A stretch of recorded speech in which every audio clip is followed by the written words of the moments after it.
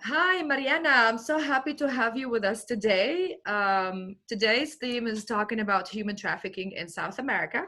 I know you are based in Mexico and you're working in Mexico. So, can you please tell us who you are as an activist against human trafficking? Why you got involved in this, and what are you doing with Antus? Yeah, well, first of all, thank you for the invitation. I'm so honored. It's an honor for me to be part of this program, to beat slavery with Russia. And I'm so honored that I know you since years. Thank you. And yeah, our cause puts us always together. So, yeah, I'm Mariana Wenzel. I'm the CEO and co-founder of ANTHUS. ANTHUS stands for National Association Against Human Trafficking in Society. So we're based in Mexico. We have two shelters. One's a closed door shelter, safe house, and the other one is like a transitional housing. We receive victims from all over Mexico and also from South America. So actually the fact that you wrote South America is good because we have victims from Colombia, Honduras, which is South America, but Mexico is considered as North America, even though it's new for so many people that are watching us right now. But yeah, Mexico is considered as North America. Yeah. Well, great. So, how did you start your career in this? Like, how did you get involved in fighting human trafficking the way you're doing it today? Just tell me, do you want the short, medium, or large version? Let's go with the medium that is also inspiring. Yeah, I'm just gonna keep it, go to the point. I'm a marketer. I studied marketing, but I found this cause. It's gonna be 11 years ago, which it was in the Philippines. I was working in volunteering in a ship that goes all over the world, helping in different issues. I joined the ship when it was in the Philippines, and we went to different countries in the Philippines. And you know that the Philippines is one of the countries in the world with a lot of human trafficking. And one day, my task was to go to the red light area of Manila to just go to the brothels and maybe hand out little cards with the name of safe houses, local safe houses, in case some of the girls wanted to prostitution. It impacted me whenever I saw little girls, 13, 14-year-old girls there. And I couldn't really process it. I was like, I first of all thought that they chose to be there. But, after I started learning a little bit about human trafficking, I found out that they were tricked, trapped, or menaced. And well, that day I decided that I wanted to do something because what I always say is, we always say, I wish someone else could do that. But then we ask ourselves, what if I am that someone else? Yeah. I'm sure you have the same question as to yourself. Yes. So in that moment, I decided to just like raise my interior voice and do something about it. So I decided to go to Australia to prepare, to get more information about it, into a course that talks about different causes. After Australia, I was sent to Thailand. I lived in Thailand from north to south, learning how they rescue victims, how they help them to get jobs and stuff. And then I came back to Mexico. I knew there was human trafficking in Mexico, so I wanted to do something. I was a little bit disappointed because I didn't find safe house, but I didn't have enough experience to start my own. So I decided to keep on getting to know other countries in the world. I lived in South Africa, in Cape Town, and there I was in charge of basically rescuing girls in the car I have. And we started a safe house there in Cape Town with an NGO called Justice Act. And then after that, I was sent to Ukraine to do just like a short program, regarding orphans and human trafficking. After that, I did a couple of projects in Peru and in India.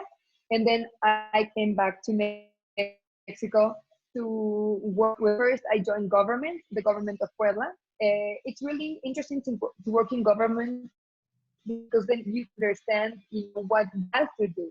So after I was part of it, then my partner and I, we decided to start Anthus, and we partnered with government because we knew what government could do and what Yeah. government couldn't do. So Mm. we created Anthus, and that was 6 years ago. And these years, about 5 years ago, we opened the first safe house in Puebla, and now it's like a national model of how a safe house should be. And 2 years ago, we opened the transitional housing. Yeah. Amazing. Wow, that's really inspiring what you're doing, Mariana. Can you tell us more about the services that you give? What do the victims need? And who are the profiles of the victims that you encounter in your work? Sure. Well, first I have to say that in ANTHUS we work in two basic areas. One is prevention. It's super important you know about it, Of course. because we have to give information. We want to go before the traffickers go, right? So we have a lot of information in our website, information for deaf people, for indigenous groups in their indigenous languages, for children, for teachers, for parents. So that's something really important we do. But unfortunately, a lot of a lot of traffickers go before we go. So there are victims trapped in human trafficking.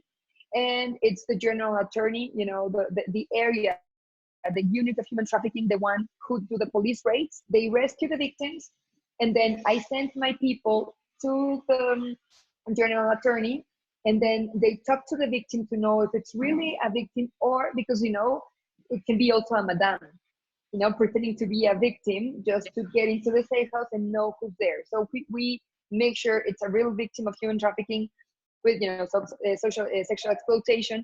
And once that we know that it's a victim, then the victim is taken to the safe house, and then the areas we work with the victim are, of course, medical assistance, legal assistance, psychological, psychiatrical, detox, education, social work, social anthropology, and job skills, Wow. basically.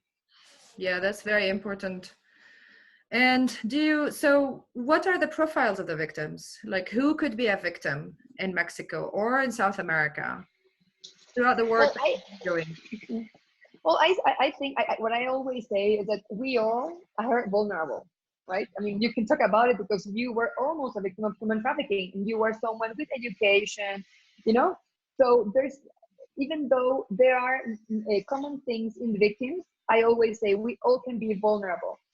But what we can see in Mexico is those with less opportunities are more it's easier for them to be victims, right? Because whenever they don't have a lot of education, then the first offer that they get, they take it. But most of them, they're tricked through grooming. So what traffickers do is they contact them through WhatsApp or through Facebook, through Instagram. You know that now there are so many social networks. So they get in touch with them and they start grooming them. Because before, I mean, even in movies, right? We see that they're almost like kidnapped.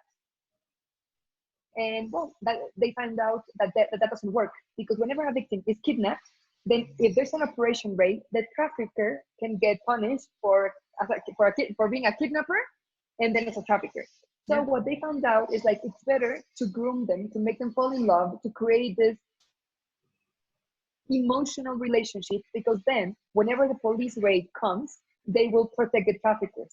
So let's say, so a victim falls in love with this guy, and the guy, like a business, right? He invests like 3 months and a certain amount of money and starts grooming her, being the perfect gentleman, and listens to her, and gives her a higher status life, right? Yeah. So once she's really already in love, and whenever she has committed to just be loyal and with him forever, then one day he comes back home like crying, because he says that he was involved in a fraud or a crisis or whatever, and that he needs money. And he asks her, like, right, like, also, you promised me to be with me forever, so I need you to help me. And then she asks, like, yes, for sure, how can I help you? And then he asks her to go into a brothel. So of course it's like a really big shock, but she does it for love. So then she starts working there.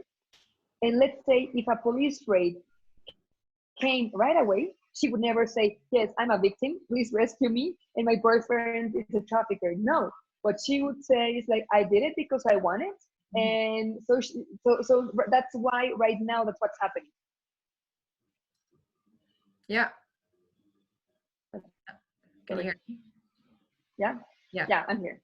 Yeah, definitely. That's in so many instances how it happens. So what other forms are there in South America? What are the Well, forms I mean, that you know about, whether in sex trafficking yeah. or labor trafficking or other, slavery-like practices?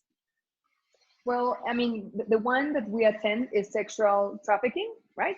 Hmm. And I think that's the one with more consequences, physically and emotionally. But there are so many other ways of trafficking. One of them is labor, which is really, really common. A lot of Mexicans are also tricked and trapped to go to the States to work in fields and stuff, and some of them aren't paid or, are treated like a slave, like slaves.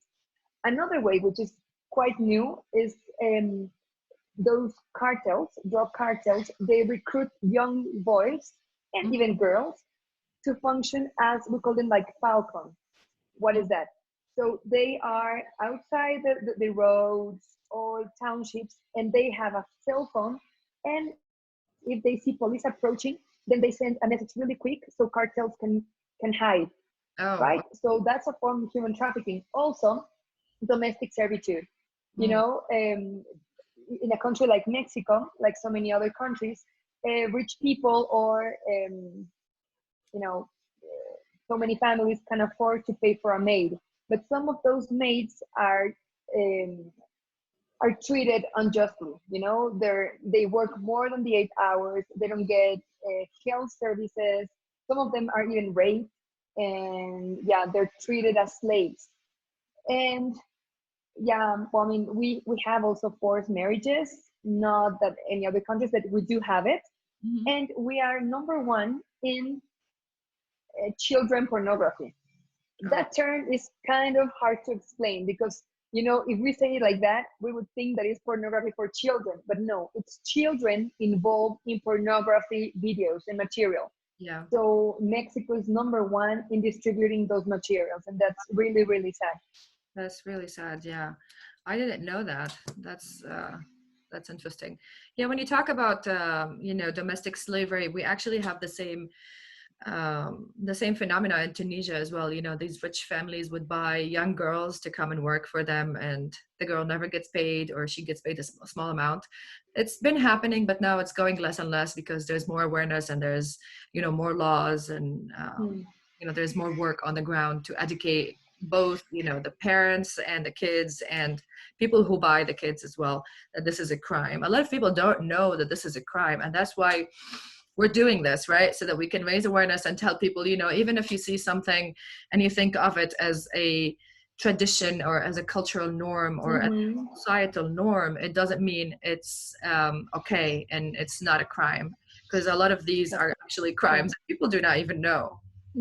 That's really, really sad because of lack of information, even families allow their children, their daughters, to be trapped in brothel because they don't know it's a crime. And also, what we found is in the safe house, even parents, they don't want to go, and they don't want to go to authorities because they are afraid, and Mm. they think that their children are, the ones who did something bad, instead of knowing that they're victims and they should be protected. So yeah, it's because of lack of information. Yeah, definitely. So what would you say people in Mexico can do to learn more about human trafficking? How can they educate themselves? How can they get, involved in the movement to fight this crime? What are the first steps for them to do it as a, just a citizen? You're sitting in your home, you see this video, and you're thinking to myself, how can I actually help? Yeah. Well, first of all, to know that we all are vulnerable, because whenever you see the cause as something really far away, then you don't want to do anything about it. But whenever you know that you could be victim, your sisters, your daughters, your family, some people close to you can be victims, then it's whenever you take the cause as your cause, right?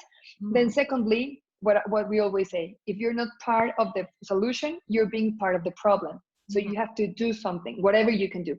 So what we say in our homepage in ANTHUS, we ask people to do something. So either if you have money, you can donate, because if you donate, you can, help into the safe houses. If you don't have money but you have time, you can be a volunteer. So you can even go to schools and give those awareness talks. And let's say you don't have that much time. Well, you can gather a group of people in your house and put a video about human trafficking. There's so many good movies about human trafficking, documentals and stuff, and you can talk about it later. Now, let's say, okay, so you are a child and you really want to do something. Well, you can prepare and bake some cupcakes. You can sell them and donate that money. So I think the best thing is, to have this attitude to say like, well, I'm not a victim. What can I do to prevent? And to know that it's happening and that it's a business that gives so much money that it's growing, unfortunately. So, and also to forward information. I mean, we all that have these NGOs, we are constantly uploading information, links, pictures, infograms. So the basic thing that everyone can do with a social network is just to forward that information.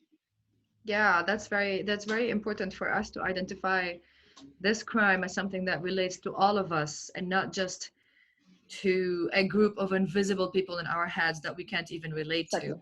It's Yeah. that's why like part of the campaign, I'm sharing photos of survivors or potential like victims in their communities of how this looks like, because Mm-hmm. people need to know that if you come across someone who's working in bad conditions in construction work, they might be trafficked. If you're Mm-hmm. coming across a cleaning lady somewhere in your neighborhood and she has some signs that we will talk about later in this Mm-hmm. campaign, it's very important for you to know how to identify if she's a victim so that you can take the Mm-hmm. proper steps. So it's very important for us to all be engaged. Thank you so much, Mariana. This was really Yeah. interesting. I hope the public will learn a lot from what you said, because this shed light on how big and prevalent and this crime is, and how it's actually in all our houses and all our neighborhoods. It's everywhere. So Yeah. thank you so much. Keep up the good work, and yeah, and please keep working on this because you're very important. Thank you so much. And for those that are listening to us, please write the questions that you guys have, because it's such a big topic that there's so much to talk Yeah. about. So if there are things that you consider that we didn't answer or that you're curious, please write down those questions. And next time we talk about it, we can answer those questions. Yeah, we will have a Q&A session just as a commentary under this video. So if everyone has a question or a comment, Perfect. please go ahead and ask us. Both and myself and Mariana will answer your questions. Well, thank you, Yeah. Mariana. Let's keep in touch Thank and you, have a Racha. good day. Thank you. Yeah.